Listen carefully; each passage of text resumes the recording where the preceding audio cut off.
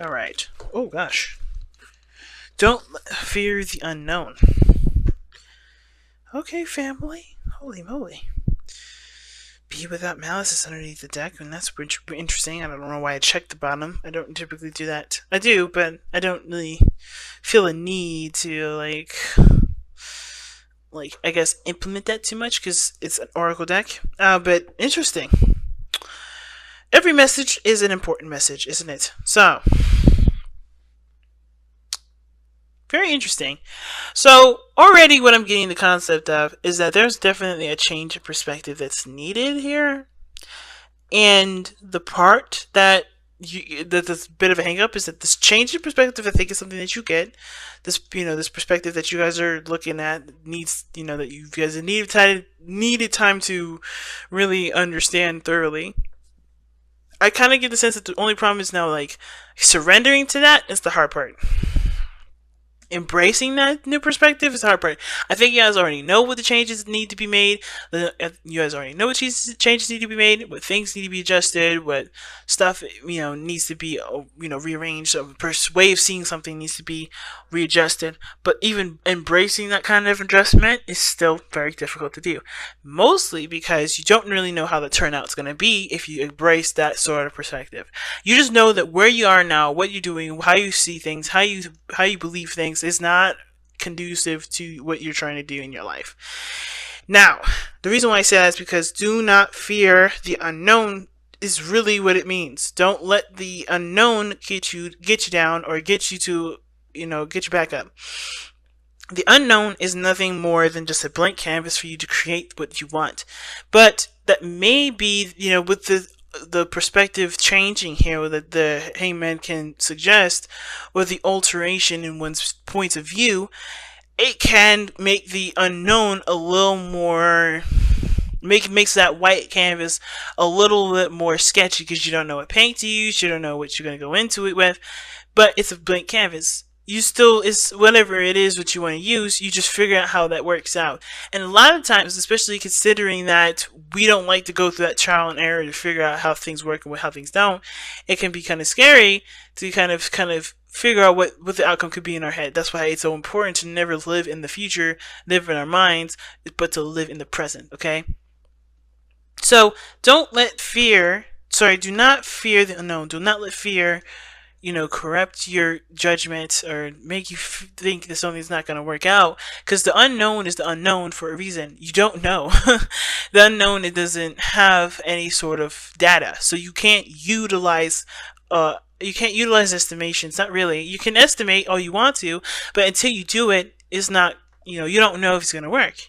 You don't, until you know the information, until you don't do things that require some sort of data to be made, you don't know. Okay, so be careful of letting the unknown make you fearful. Okay, now, in the past, you had the Two of Pentacles.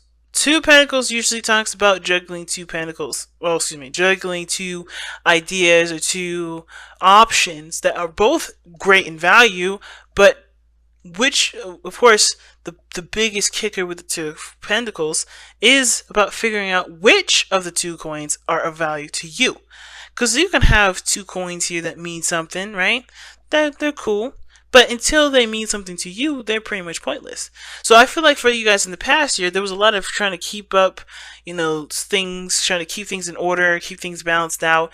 And I think at the same time that, that balancing things out was really just kind of like a stand-in for you guys to figure out what you guys wanted to do. So very interesting, because Taurus had this card here, and then Aries had the Six of Swords here, I believe. I think it was Aries. I don't want to, hopefully it's not Taurus as well. But the thing is that, there was a little bit of distraction mode here with other things that, of course, did need to be taken care of, that did require responsibility and stuff like that. But it was a distracting tactic to keep you from basically making the decision that can be kind of hard to make, because you don't really know how either one of these are going to turn out, right? There are real options. There are options that does affect your physical day-to-day life. However, how they're going to turn out you don't really know. So I feel like in the past year you ended up coming up with that decision, right? You end up coming up with a decision. Yes, putting aside the things that you're juggling, and that's where the adjusting the changes are coming in at this moment. No, surrendering to a certain perspective, realizing what doesn't work for you, seeing things from a different side or a different point of view, and embracing that point of view to be able to release it now. The same time, I kind of feel like for a lot of you guys, there was distractions here, period. There may not have been a decision made, which is why death is coming up, because you're realizing something is not working now, some things are not serving you. That, I think, this distracted period, in a way, was a way for you to look at a situation to see what you needed to see to be able to make space for something new to come into your life. Like, again, you're not doing anything to bring something new in. I shouldn't say that. You're not actively bringing something new in. You're clearing space for something new to come in. So for when you're ready to make the decision to to start something, you have the space to do it. And it comes from releasing either an old way of seeing something, an old behavior pattern, an old belief system, old resentments, anger, frustration from the past, old exes, whatever this is that's kind of made it hard for new things to come into your life. You're cleaning that. You're sweeping the floor. You're done with it. You know what I mean? You're putting it in the dustbin. You're throwing it in the trash. You're done with it. Or you're trying to be. But the thing is that this kind of perspective and way of being has kept you safe. It's kept things stable for you. It's a way that's kind of held you down for a while. So it's kind of hard to kind of go and change something that's kind of made your life a lot easier. But it's also put your life on a standstill, and it no longer serves. So it's like noticing what does not serve you, and the hard part is the changes. Not just to let that go, but to embrace something unknown. Okay? Because the chariots come up in the future, I think you're going to be freaking great with it. Whatever comes in, you're going to work with it. You're going to feel very much in control. You know you're going to be in control of it, because no matter what comes in, you guys are going to be able to handle it, because you see the situation as something that you can handle. But right now, it's really just like, oh my goodness, if I let this go, if I change this up, how is this going to work? How is this going to be? How is my life going to turn out? How is this relationship going to be okay? How am I going to be okay in this relationship? Is that other person going to be okay in the relationship? Don't worry. Everything will, you will figure things out as you go along. Don't let the possibilities keep you from changing or adjusting to the changes. What's interesting is that your best path to follow is the Page of Wands. The Page of Wands usually talks about, a spark of passion, that a little bit of fun and excitement. So I feel like for some of you guys, you may have been either focusing a lot on work, focusing a lot on the practical things, really trying to kind of get your responsibilities handled out, but that, in a sense, was neglecting a lot of your other needs, which may have to do a lot with why there's a lot of things that are coming into play with changing your perspective and changing the way you see things and changing what you do based off of your belief system and how you see things.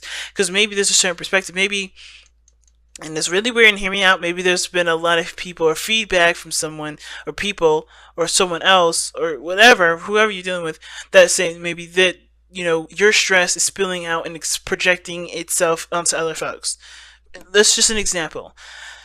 That would call for you to acknowledge what's going on emotionally, instead of using work to distract yourself from what's causing you that grief in the first place, to make you do that work. So I feel like death is actually clearing away what you're doing as a distraction to keep you from looking at why you feel a certain way. Which is, again, the unknown really can also indicate, fearing, drowning in your emotions. Okay. Now, Earth signs, you guys are known for kind of putting your emotions and your feelings on the back burner and handling things that are important or intangible here and now. But until you guys focus on your emotions, those problems are never really going to truly be situated or solved, because they're not being done in a manner that is, it's not being done in the sense of like, in a way that's conductive and conducive to being effective, if that makes sense. Oh god. Hopefully I made sense there. It's just not effective. Okay, it won't be effective until you look at why you're doing them, or what you need personally for yourself. To handle yourself, you can honestly hash out what these situations are, really create some effective balance. But until then, if you're using it as a distraction, are you really, able to effectively like change or to adjust or to provide stability and structure to these issues? Probably not, because you're using these problems as a way to, to just kind of take a break from what you've been feeling. And I feel like the biggest thing is that these distractions are no longer working, which is why this is why you're having to look at your emotions, and it's hard to do, especially if they're hurtful things, especially things from the past that you haven't been able to let go of, because the cards that are indicating that there's a lot of pain, resentment, or otherwise, is death in the Six of Swords. And the Page of Wands is asking you to take this moment to not only express yourself, express those emotions, to just be real with yourself in the moment and be like, hey, you know what? I'm still pissed off, and the reason why, and etc., etc., and looking at what's going on and what's bugging you. And it's also having a little more fun. No longer drowning yourself in work to cover up what you're not trying to look at emotionally. Because that will give you the control that the Chariot is suggesting here. That's what's going to help you, make you feel more empowered, make you feel like you're balancing your situation a lot better, a lot effectively and efficiently, because you're no longer using these issues to keep you grounded. You're now allowing your emotional self to express, to be open, to be human, to allow yourself to be human, and allow yourself to just address what's been bugging you, so you guys can really come up with some efficient ways to handle the situation that's coming up, as well as feeling more empowered and feeling less stressed out. Okay, so I really feel like this is like a balance for everything. Work, play, time for yourself, finding a good balance. But it comes from removing the things that are no longer able to help you in any way. Ignore what those emotions are trying to say, okay? And emotions are trying to express.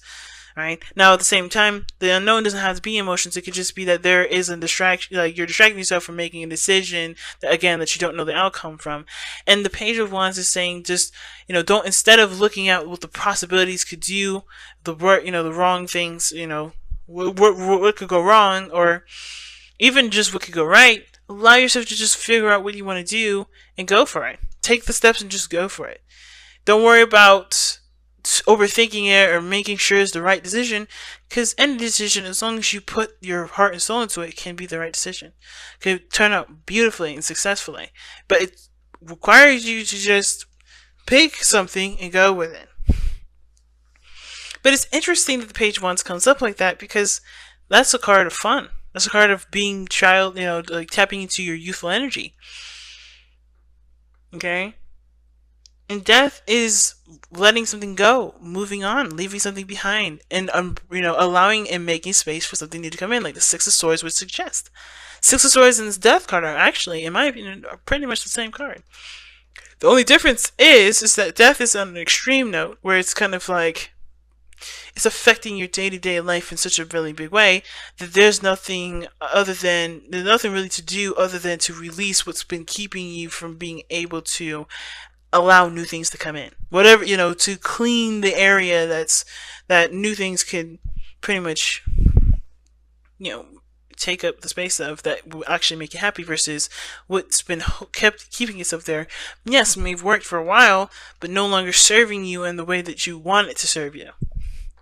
So the Six of Swords is about moving on to new pastures and being, finding a better environment, a better path in life. The Six of Swords can also indicate, like I said, leaving the past behind. Moving on. No longer letting the past predict or tell you how things are going to be. And that can be kind of scary, because if you're literally moving on from the old, where things were predictable, it's gonna put you in a position where you're gonna experience some new stuff.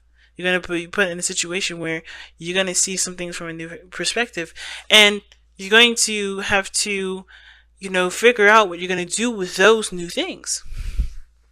But I don't think it's a fearful thing. It's also something to look forward to. It can be, like I said with Taurus, I think, or was it Aries?